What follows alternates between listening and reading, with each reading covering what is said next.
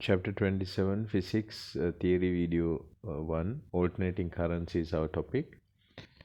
So now we have met different topics which discussed the production of electricity and how we have and the different vocabulary that we need when talking about current. So now alternating current is as opposed to direct current. Uh, it has a back and forth movement. Now we say that it is a sinusoidal current because we can say that it has a S shape when represented on a graph because there is a change in direction. The current varies regularly. That is what we say. That is during a cycle, uh, the current becomes in one cycle, half of the cycle, the current is positive, and the other half it is negative. That means the current reverses every half cycle. So what you need to understand is actually now when there is a current flowing, think of it like this. Now it is not actually one electron going from where the power is generated to where power is being used. It is not actually how that it happens. So this electron pushes the next, it pushes the next, then keep on, it goes on, then from this end this electron pushes through the electronic equipment, making it work. So that is how, in a simple sense, that is how you should understand. So that is the reason why electricity is immediately received when uh, the switches are switched on, because it is actually, when you have when you uh, when you have a long chain of something, if you press one step from here, then the on the at the other corner, that one immediately will fall off, something like that. So that is how it happens. So the electron movement is back and forth, back and forth.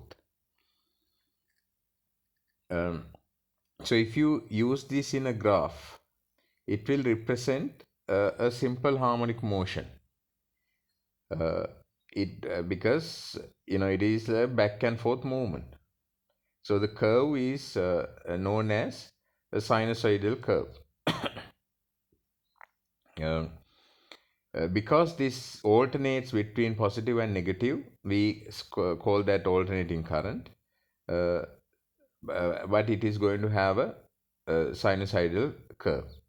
Then for AC current, we have an equation uh, to you know uh, to represent the sinusoidal curve. We can use the graph.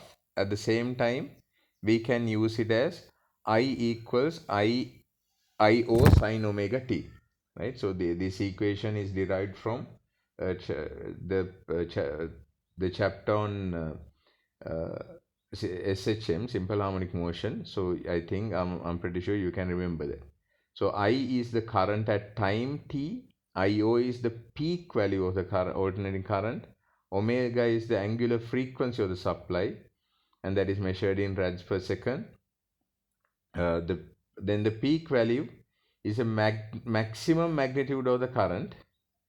So it is very much like the amplitude of AC, uh, but this in this particular situation, it has the unit of current. Uh, so now F is related in the same manner to SHM. Omega equals 2 pi F. And the frequency and period are F equals 1 upon T. So these are equations that you need to remember. I equals IO sine omega T. So this is the equation for alternating current. Write down a note. Alternating current. Alternating current can be represented using a graph which would give a sinusoidal curve, because there is a positive and a negative current represented. The current can be described as alternating. Current can be described as alternating.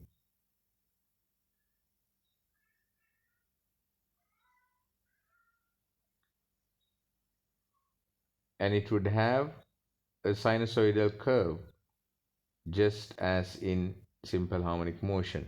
And please draw figure 27.2. After drawing, write down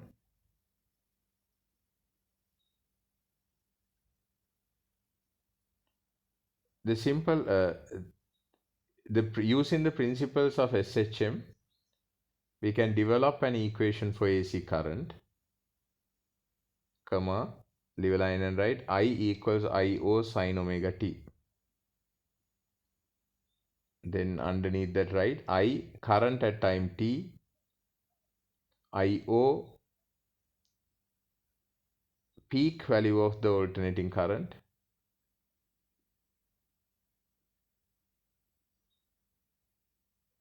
within brackets write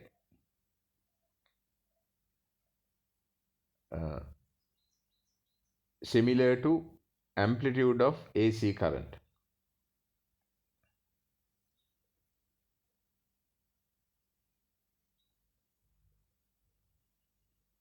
Omega, angular frequency of the supply, within brackets in rads per second.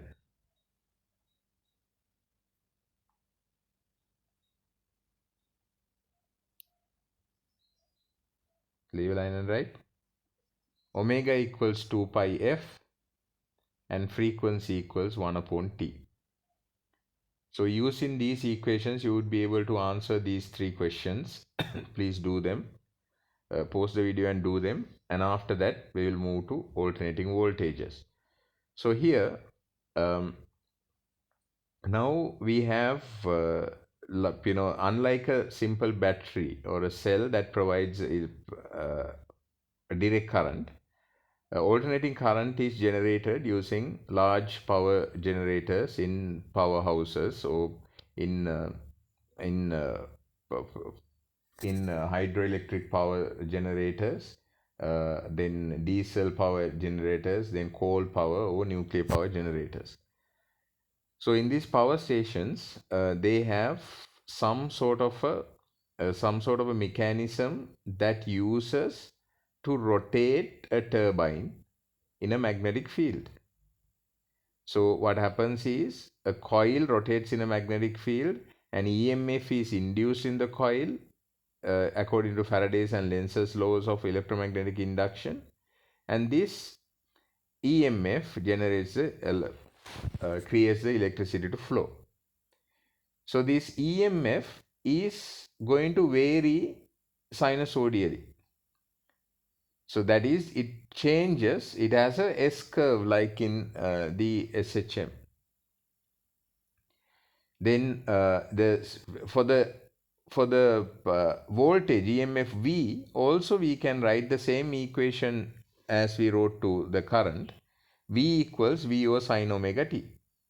V is the peak value of the voltage, and the rest of it is going to be the same, right? Same relationship. So here we can represent the same thing in a graph against time, voltage against time. So the single circle is going to be this part from here up until this point. Right, I hope that makes sense to you. Let's write down a note on that. Alternating voltages.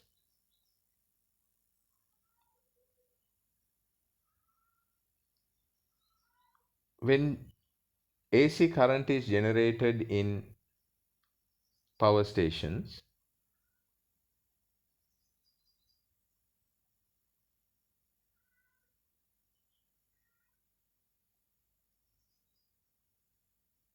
a coil rotating in a magnetic field induces an EMF on it according to Faraday's and Lenz's laws of electromagnetic induction. This EMF also shows sinusoidal properties and would have the following equation: V equals VO sin omega t. VO is the peak value of the voltage. This can be graphically represented as follows, and please draw figure 27.4. After that, if you have understood, please do question number 4. Now we are going to measuring frequency and voltage. So in this one, what we need to do is, now we have to find a mechanism to measure the frequency as well as voltage of the alternating current. It is a little bit different from the direct current principle. So here we use something called the oscilloscope to measure the frequency and voltage of an alternating current. Now here in practical 27.1, we will look at how it is done. There are two types of oscilloscopes. Cathode ray oscilloscope, you are familiar with this, CRO. It uses an electron beam. Then there is another one, the digital oscilloscope, which is not going to give you which is not going to give you a visual imagery system, but rather it would give us data and will display the traces in a different mechanism. So now if we look at a CRO, cathode ray oscilloscope, as shown here, you would see that there is a just like other electron beam producers, there is a cathode and an anode through which the heated cathode will release the electrons and the anode will make it into a single column of or beam of electrons. So this single beam of electrons will go through the charge plates, as you can see there. Then there is the time base and now we have y1 and y2 and x1 and x2 plates. This signal that goes into the CRO has a varying voltage. That is, in repeat cycle, it is going to have a varying voltage. When that is applied to the Y input, right? When it is applied to the Y input here, as you can see, it will deflect the beam up and down. We are not talking about the electron beam here, right? You have to understand what this electricity does. The electricity is connected to these two and these two, right? These x2 and x1 plates and y2 and y1 plates. So those are the ones which are connected to electricity. So we've tried to figure out what happens to this electron beam when electricity is applied in different ways.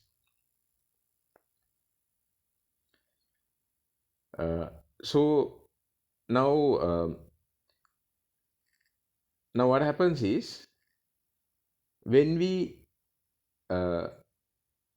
apply to the Y input, if we apply a varying voltage, it will deflect the beam up and down using the parallel plates Y1 and Y2.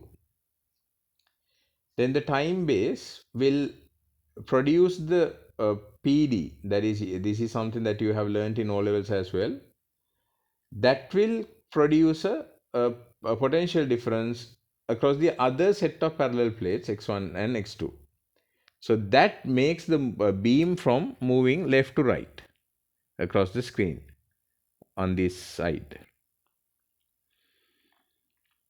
Um, we will see that when the screen hits the CRO, it produces a small dot of light, and we can see the slow movement of the beam when there is a change done onto the system. When it when now we know when the signal moves to move the spot up and down, we know what happens in the system. That is,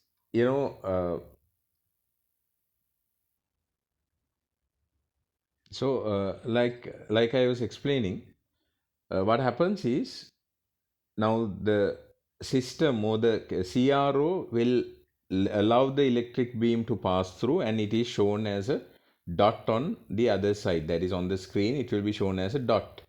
So at this point it will be shown as a dot. It will move up and down by by the movement of by the application of y1 and y2.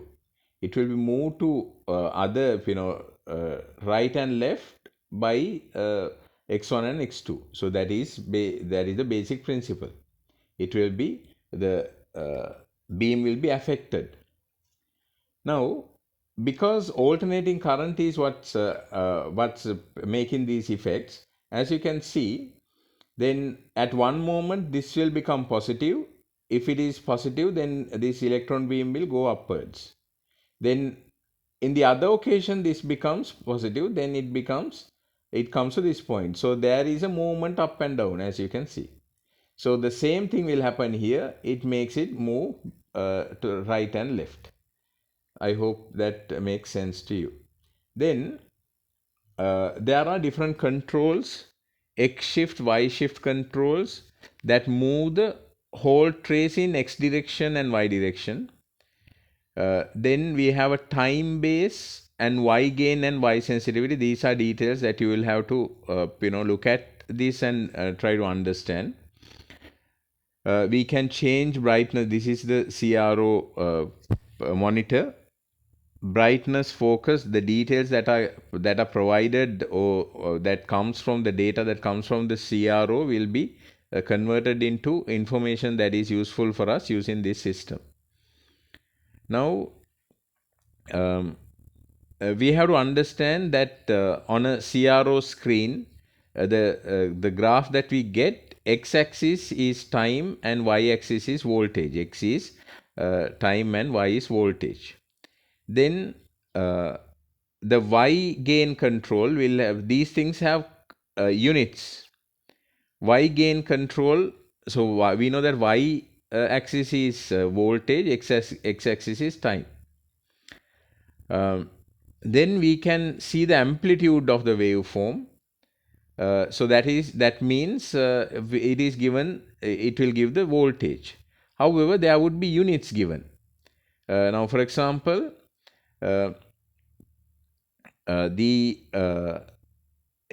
can be 5 milliseconds per centimeter, or the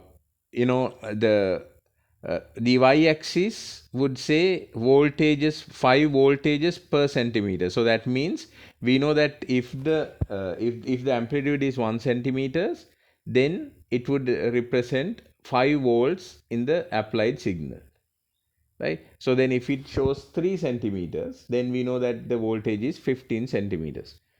I hope that makes sense. Then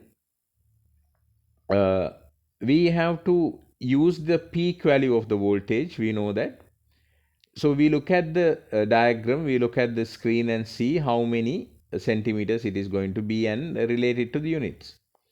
So if it is 2 centimeters, if the peak value of the voltage is 2 centimeters, then the period of the trace is going to be 4 centimeters.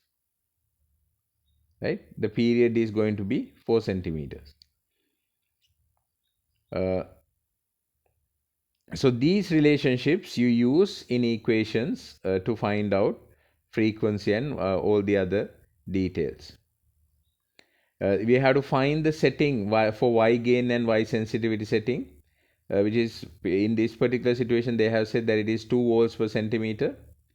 Then we know that the voltage is going to be 2 into 2, 4 volts. Then if the time base setting is 5 milliseconds per centimeter, then the period is going to be 4 into 5, that is 20 milliseconds. So these details you need to know, you should be able to gather from what they have given. Write down a note.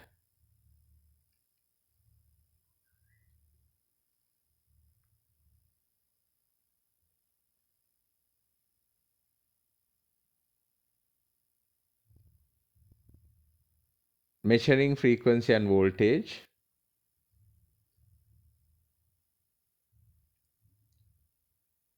A cathode ray oscilloscope or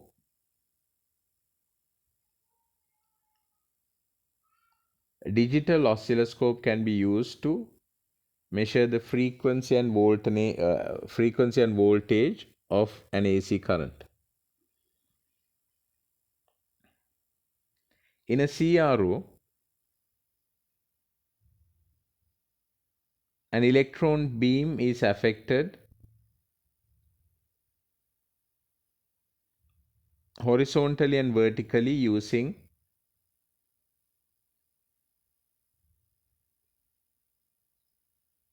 alternating current.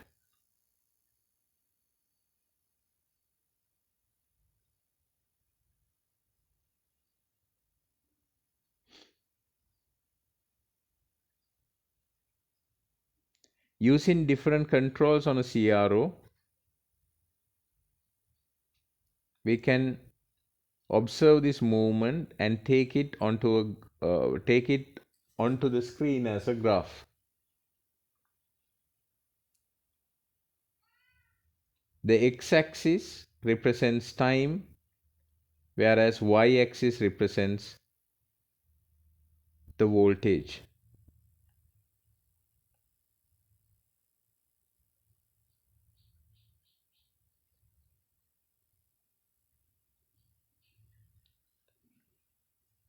So time base is, that is, you talk about the view really to take the time measurement, and y gain is the change on the y-axis. So those two are the details that you need to have. Then write down. The time base and the y gain both would have units marked on it.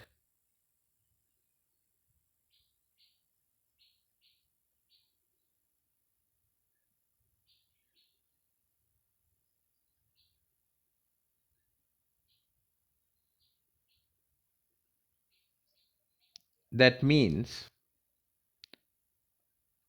we have to use these units to calculate the details we need.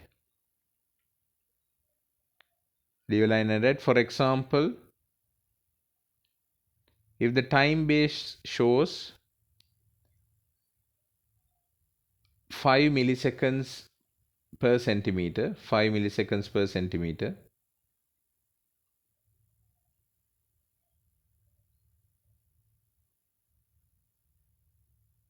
it shows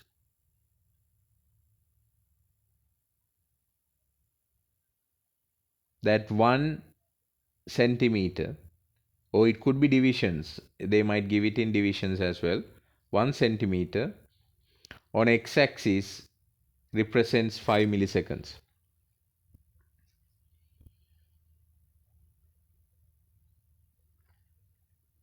We can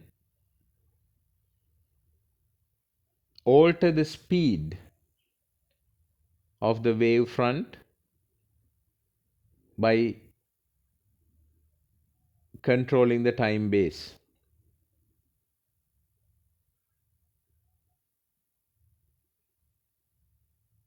So if you change it to 1 milliseconds per centimeter, that means in each millisecond it will travel, uh, it moves faster. It moves faster. So that is for 1 centimeter, it takes only 1 millisecond. In the earlier situation, 1 centimeter, to pass 1 centimeter, it takes 5 milliseconds. Then Y gain would have volts per centimeter or volts per division. If it represents 5 volts per centimeter, that means if the amplitude is 1 centimeter, it would show a 5 volt signal.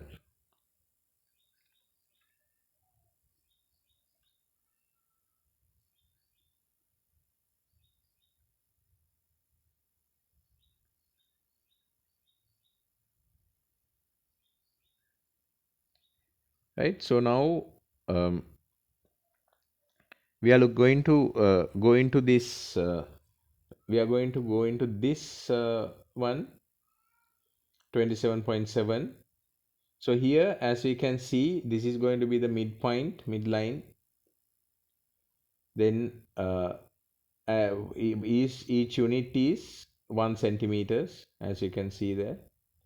So amplitude is going to be 2 centimeters, 2 centimeters, and one whole cycle from here to, uh, or rather, we will take it from here to here. It is 4 centimeters.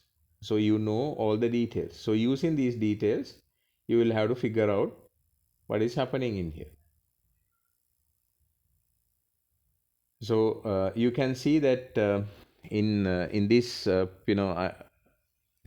this particular example, amplitude is going to be 2 centimeters, period is 4 centimeters.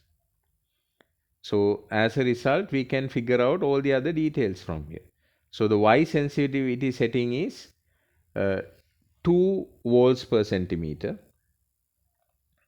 and the peak voltage is 2 into 2, therefore, because there are 2 centimeters. Then the time base setting is 5 milliseconds per centimeter. Then the period is 20 milliseconds as given here.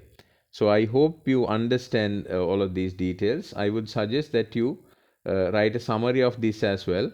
So please draw 27.7 and write down. In the above diagram, in the above CRO screen,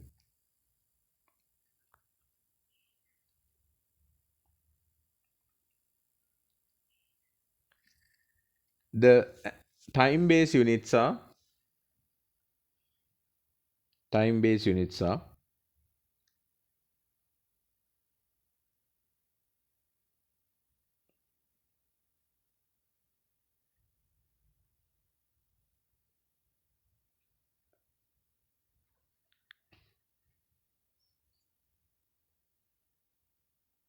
time base units are uh, uh, time base units are divided into 1 centimeter units.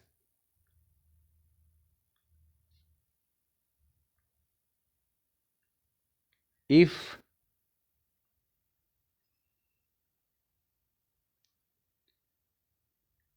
it is equal to 2 milliseconds per centimeter,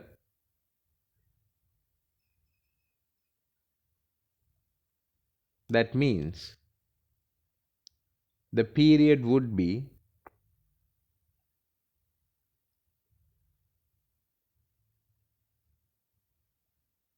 8 milliseconds.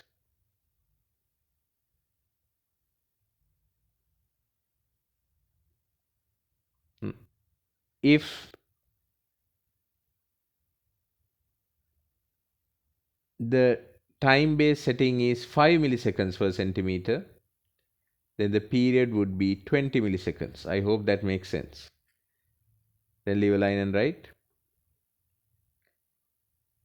if the Y gain is 2 volts per centimeter,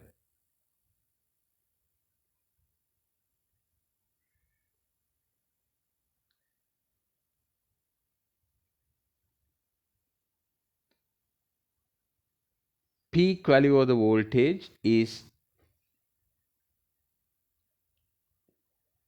2 centimeters. Therefore, if the unit is 2 volts per centimeter, the peak voltage would be 4 volts.